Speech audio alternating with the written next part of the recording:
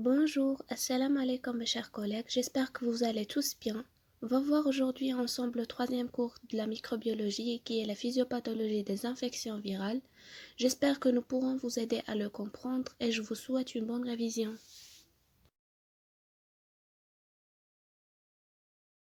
Alors, commençons bismillah. Une infection virale, c'est quoi?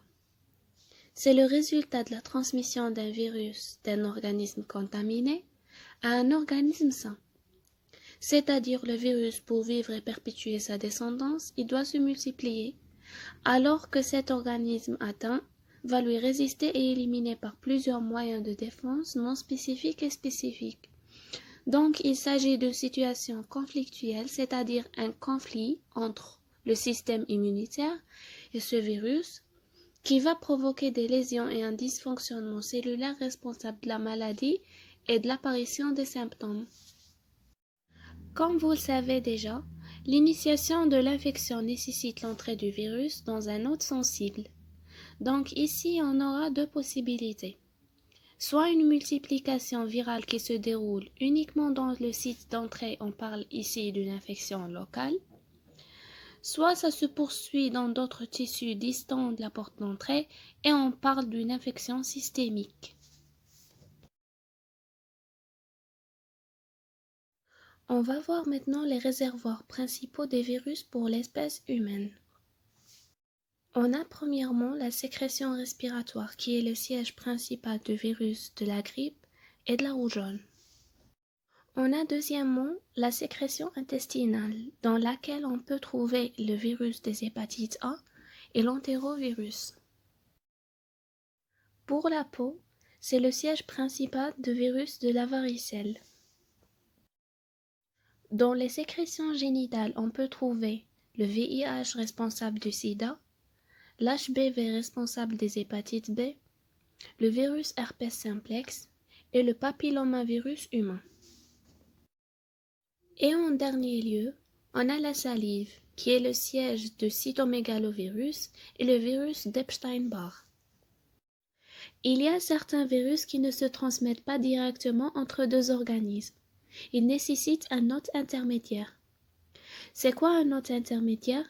C'est tout simplement un vecteur entre l'organisme atteint et l'organisme sain. On prend l'exemple des arthropodes. Ce sont des insectes, comme les moustiques et les tiques, qui ingestent le sang contaminé et l'injectent dans l'organisme sain. Il s'agit donc de l'anthropozoonose. Les virus n'existent pas uniquement chez l'homme. Dans certains cas, il existe même chez les animaux. Ils se transmettent à l'homme suite à un accident. Par exemple, le virus de la rage. Il se transmet à l'homme par une morsure d'un chien. Il y a deux types de transmission de virus. On a une transmission horizontale et une transmission verticale. Pour la transmission horizontale, c'est une transmission par contagie. Ça veut dire d'un organisme contaminé à un organisme sain, soit direct à travers une porte d'entrée ou bien par l'intermédiaire d'un vecteur. Et pour la transmission verticale, ici le virus se transmet de la maman atteinte à son embryon, et il y a deux voies.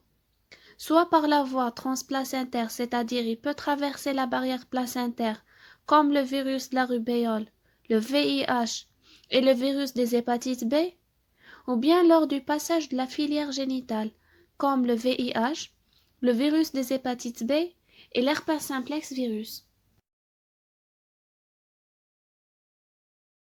Et maintenant, on va passer au mode de contamination par le virus. On a 6 voies de transmission de virus. Commençons premièrement par la voie aérienne.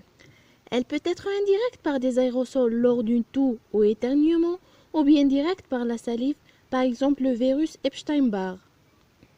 La voie digestive. C'est une voie féco-orale. C'est la contamination de l'eau par des selles contaminées par des virus nus qui sont résistants, par exemple l'entérovirus et le virus hépatique A. Sexuelle, il s'agit d'une infection sexuellement transmissible à travers le tractus génital. Il existe aussi la transmission mère-enfant qui peut être prénatale, ça veut dire transplacentaire, ou bien périnatale lors de l'accouchement, ou bien postnatale pendant l'allaitement. La voie iatrogène, par transfusion, greffe d'organes ou exploration invasive. Et il existe d'autres modes de contamination tels que la toxicomanie intraveineuse ou intranasale sniffée, scarification ou ce qu'on appelle hijama, tatouage piercing, et il existe plein d'autres modes. La période d'incubation, c'est la période pendant laquelle l'infection virale ne présente aucun symptôme. Sa durée diffère d'un virus à un autre. Si le site de multiplication se confond avec la porte d'entrée du virus, le temps d'incubation est court. Et si le site de multiplication est distinct de la porte d'entrée, cette période se prolonge suivant la vitesse de la progression vers le site d'action du virus. Une fois le virus est dans l'organisme, on aura deux possibilités. Soit il subit une diffusion locale, le virus ici a une action purement locale, il se multiplie et donne des signes locaux, puis il est rejeté directement dans le milieu extérieur. Ou bien il subit une diffusion systémique, c'est-à-dire le virus se propage de la porte d'entrée jusqu'à l'organe cible en empruntant deux voies. La première voie, c'est la voie sanguine. Le sang véhicule le virus vers son site d'action, soit libre dans le plasma ou bien associé aux cellules. Cela donne une virémie primaire de faible intensité qui, après la multiplication virale, s'évolue en une virémie secondaire plus intense.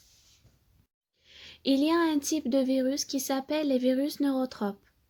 Ils suivent la deuxième voie, qui est la voie nerveuse, c'est-à-dire ils suivent les nerfs périphériques pour atteindre les ganglions sensoriels ou bien l'encéphale. Un organe cible attire le virus par deux choses principales, soit par des récepteurs spécifiques pour l'attachement et la pénétration du virus, et on parle de la sensibilité des cellules, ou bien par la présence des facteurs intracellulaires favorisant sa réplication et sa maturation, et on parle de la permissivité cellulaire. Une infection virale peut s'évoluer selon différents modes. Le mode le plus fréquent, c'est le mode aigu. L'infection est intense et rapide. Le système immunitaire élimine rapidement le virus et développe des anticorps qui protègent l'organisme contre une deuxième infection. Deuxièmement, le mode persistant. C'est quand le virus persiste longtemps suite à certaines infections aiguës. Et il y a trois types. Le premier type, c'est l'infection chronique. C'est quand le virus persiste de façon continue dans l'organisme. Le deuxième, c'est l'infection latente ou récurrente. Elle est caractérisée par des épisodes aigus, entrecoupés par des phases de dormance du virus. La résurgence de l'épisode aigu est due à un travail actif du virus après un déséquilibre de la défense de l'organisme durant la phase de dormance. Le dernier type, c'est l'infection lente. Ici, le temps d'incubation est très long, la multiplication est très lente avec un parasitisme progressif et l'évolution est brutale et cruelle. Les facteurs influençant la pathogénèse. Et on a deux facteurs, les facteurs liés au virus et les facteurs liés à l'hôte. Commençons par les facteurs liés au virus. Premièrement, on a la quantité de virus. Plus la quantité de virus est importante, plus la probabilité de développer l'infection sera élevée. Deuxièmement, la voie d'inoculation. Plus la porte d'entrée est plus distante de l'organe cible, plus l'infection est moins grave. يعني شحال ما كان la porte d'entrée بعيد على l'organe cible, l'infection تكون عندنا moins grave. Troisièmement, la cytopathogène. Et on a certains virus entraînent une destruction rapide de la cellule infectée. Cela provoque une nécrose du tissu et le dysfonctionnement de l'organe. La cytopathogénicité, c'est un élément très important de la virulence. La virulence, c'est l'aptitude d'un virus à provoquer des troubles graves. Ses déterminants sont la souche virale, l'hôte, porte d'entrée et l'inoculum. Quatrièmement, l'échappement du virus à la réponse immunitaire. Les virus entraînent une infection persistante, développant des stratégies afin d'échapper à la réponse immunitaire. La première stratégie, c'est la latence. Dans ce cas, les antigènes viraux ne s'expriment pas dans la cellule infectée, donc on n'aura pas une réponse immunitaire. Deuxièmement, la variabilité génétique. Les variants viraux ne sont pas reconnus par les anticorps neutralisants, par exemple la grippe ou bien l'hépatite B. Et la troisième stratégie, c'est l'inhibition de l'expression des molécules de CMH. Les molécules de classe 1 et 2 jouent un rôle majeur dans la réponse antivirale.